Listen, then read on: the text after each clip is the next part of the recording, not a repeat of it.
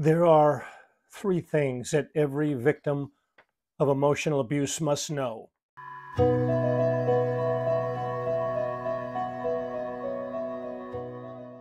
Hello again. There are three things that every victim of emotional abuse must know.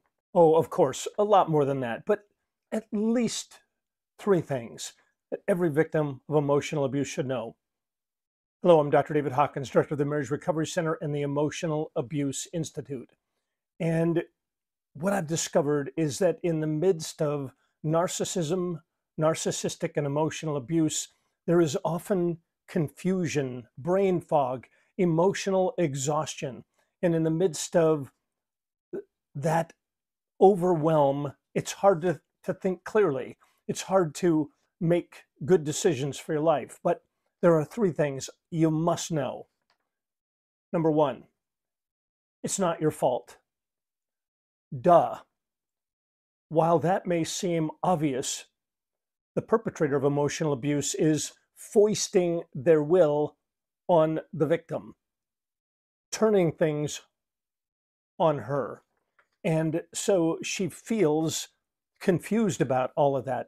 Maybe she's doing something wrong. And so she works overtime. I work with so many women that are working overtime. They're over functioning, trying to figure out the code. How do I get him from stop abusing me?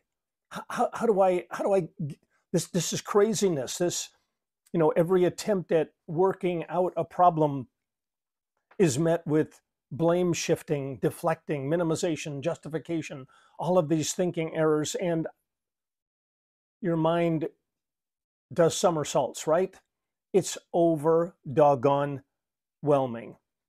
And so you've got to grab on to certain reality posts, drive a stake in the ground and hang on to it.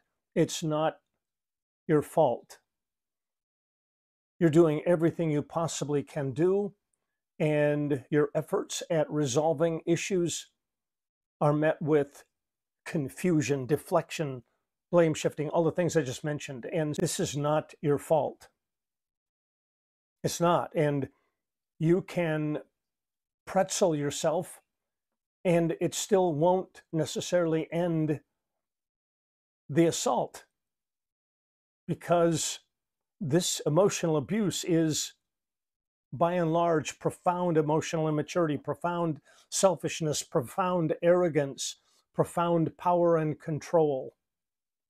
And in this emotional immaturity, there's a lack of taking responsibility, and you at times will feel like maybe it's your fault. It's not your fault. Number two, you deserve respect and care. Again, these are basics, but you deserve respect and care. You deserve to be respected. Every human being does. And so you deserve kindness. You deserve generosity. You deserve to be in a relationship where two people work on a problem and they find solutions and they live in peace and harmony, not drudgery and conflict. So you deserve respect and care. And the third point I want you to really remember and hang on to: help is available and healing is available. Oh, it doesn't feel like that at this point in time. It feels doggone overwhelming. But you're going to have to really look hard to find places of help and sources of healing. Oh, how might that come to you? It might come with a trusted friend. It might come from a trusted counselor who knows all about emotional abuse.